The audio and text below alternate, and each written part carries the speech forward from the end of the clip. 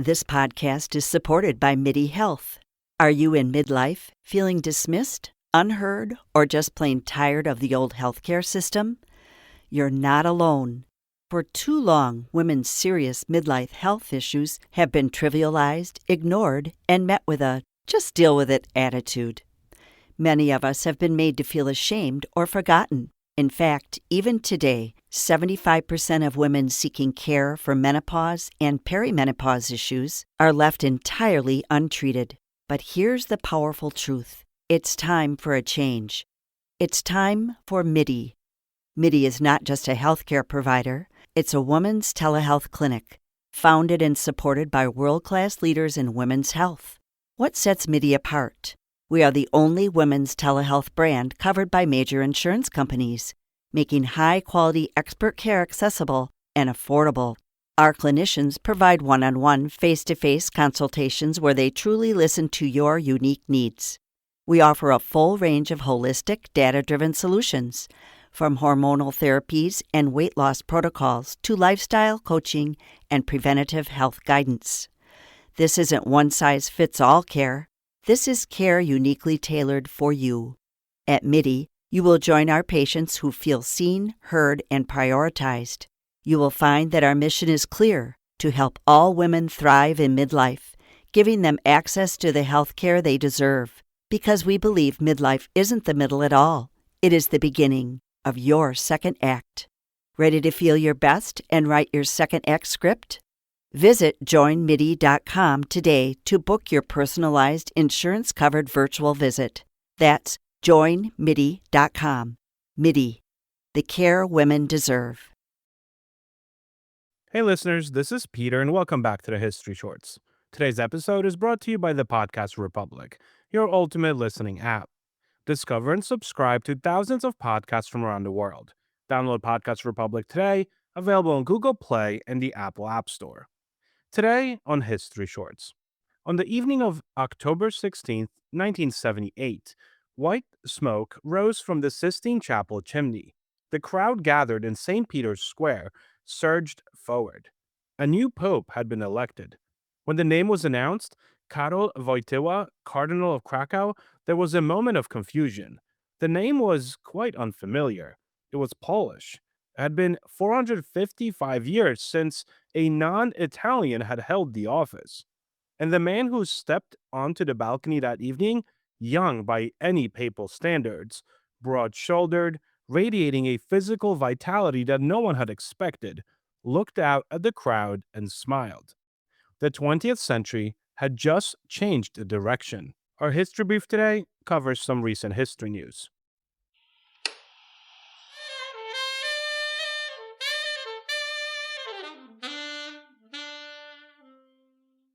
A quick word from our sponsors. This day in history. On April 7th, 1948, the World Health Organization was established as a specialized agency of the United Nations, tasked with promoting global public health and combating disease worldwide. On April 7th, 1994, the Rwanda genocide began as extremist forces launched a campaign of mass violence that would kill hundreds of thousands in just 100 days. Story of the day. Karol Wojtyła was born on May 18, 1920 in Wadowice, a quiet market town in southern Poland, 40 kilometers from Krakow. He was the youngest of 3 children. His mother Emilia died when he was only 8 years old. His older brother Edmund, a doctor, died of scarlet fever when Karol was 12. His father, a devout, disciplined army officer named Karol Sr., raised him alone in a small apartment above a goldsmith's shop, with a Spartan devotion to faith, education, and the interior life. By the time Karol was 20, his father was dead too, and he was alone in the world. What he had was his faith, his intellect, and an extraordinary capacity for joy that the accumulation of loss had somehow not extinguished. He loved poetry, he loved theater, and he loved hiking in the mountains outside Krakow with a ferocious physical energy that would characterize him for the rest of his life. He was, by every account, impossible not to like. Then came World War II. Germany invaded Poland on September 1st, 1939. Within weeks, the country Karol had grown up in ceased to exist as a sovereign state. The Nazi occupation of Poland was among the most brutal in all of occupied Europe. Polish intellectuals, priests, and professionals were targeted for elimination.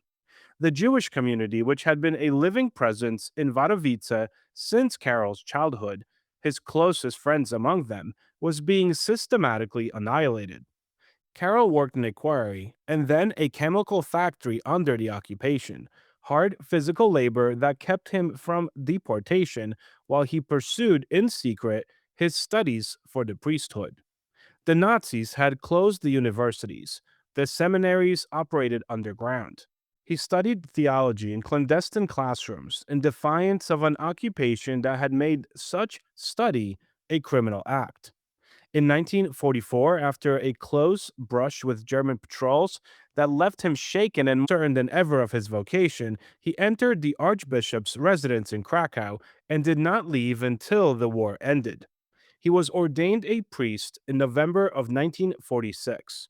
He was only 26 years old. What followed was an ascent of remarkable speed through the ranks of the Polish Catholic Church. He earned two doctorates, one in Rome and one in Krakow. He became a professor of ethics.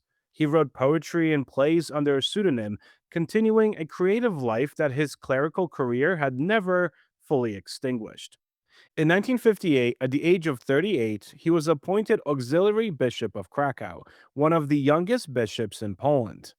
In 1964, archbishop, and then in 1967, a cardinal. All of this unfolded inside a Poland living under communist rule, a state that regarded the Catholic Church as an ideological enemy and subjected its clergy to surveillance, harassment, and constant pressure.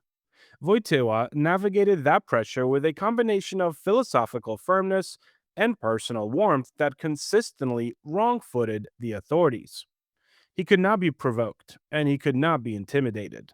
He also could not be made to seem anything other than exactly what he was, a man entirely at peace with himself, which is perhaps the most disarming quality a person can possess in a system built on manufactured fear. The conclave of October of 1978 that elected him pope was the second of that year. Paul VI had died in August. His successor, John Paul I, had died after just 33 days in office, one of the shortest in history. The cardinals gathered again, and after 8 rounds of voting, turned to the 58-year-old cardinal from Krakow. He took the name John Paul II in honor of his short-lived predecessor. He became the first Polish pope in history. He became the first non Italian pope since Adrian VI, all the way back in 1523. And within months, it became clear that the Catholic Church and the world had elected someone entirely unlike what had come before. The scale of his papacy is generally difficult to compress into a few minutes. He served for 26 years, the third longest in history. He traveled to 129 countries, logging more miles than all previous popes combined. He spoke 8 languages fluently. He survived an assassination attempt in St. Peter's Square in 1981, shot 4 times by a Turkish gunman, nearly killed and ultimately recovered, visiting his attacker in prison and forgiving him personally. But the impact that history will weigh most carefully is this. When John Paul II returned to Poland in June of 1979, the first papal visit to a communist country, something shifted that no army and no diplomatic cable had been able to move. He stood before crowds of millions. He told them, in the language of their own faith and their own history, not to be afraid. Solidarity, the trade union movement that would become the engine of Poland's liberation from communism, was founded the following year. The communist governments of Eastern Europe fell one by one between 1989 and 1991. The connections between John Paul II's moral authority His support for solidarity and the collapse of communism in Europe are not simple or mechanical. History rarely works that cleanly, after all. But no serious historian of the Cold War's end will omit John Paul II from this account. Karol Wojtyła died on April 2nd, 2005. He had been suffering from Parkinson's disease for years, his powerful body gradually failing while his presence remained undiminished. His last public appearance, 3 days before his death, was at his window overlooking St. Peter's Square. He could no longer speak. He raised his hand, and the crowd below understood. 4 million people traveled to Rome for his funeral, one of the largest gatherings of human beings in all of recorded history. He was canonized as a saint in 2014. The History Brief. Today on some history news, we're headed back to the early days of the American West, before photography, before national parks, when a single sketch helped introduce one of America's most iconic landscapes to the world. In 1855, a little known artist named Thomas Almond Harris traveled into the remote wilderness of California Sierra Nevada mountains during the height of the gold rush. Like many others, he had come west hoping to strike it rich, but instead he found something else entirely: Yosemite. At the time, most Americans had never heard of the valley. There was no photographs, no postcards, only rumors of a place of almost unimaginable beauty. Eris, traveling with publisher James Mason Hutchins and guided by Native Americans, spent several days sketching what he saw. Most famously, the towering cascade now known as Yosemite Falls. The result was a detailed drawing titled The High Falls, Valley of the Yosemite, California, one of the earliest visual representations of Yosemite ever created. And it didn't stay hidden. Hutchins published the image in his magazine later that year, and suddenly, Yosemite wasn't just a rumor anymore, it was a sensation. Americans across the country could finally see the landscape for themselves, even if only through ink and paper. According to the Library of Congress, Ayer's work helped spark widespread fascination with the region, enchanting the rest of the country and turning Yosemite into a destination long before cameras captured it. Now, 171 years later, that very sketch has been acquired by the Library of Congress, where it will be preserved and shared with the public as part of the nation's 250th anniversary celebrations. What makes the drawing so powerful isn't just its age, it's its timing. Ayer's work predates the famous photographs of Carlton Watkins, which would later cement Yosemite's place in the American imagination. In many ways, this simple sketch helped set the stage for something much bigger: the idea that places like Yosemite weren't just resources to be mined, but treasures to be preserved. Thank you so much for spending some time with me today and helping make this little show such a mighty success. If you are enjoying this show and would like to help with its production, you can always donate a few dollars at buymeacoffee.com or become a Patreon member to enjoy these episodes ad-free. Both links can be found on our website at www.historyshortspodcast.com. Have a great rest of your day, and I will talk to you all again tomorrow.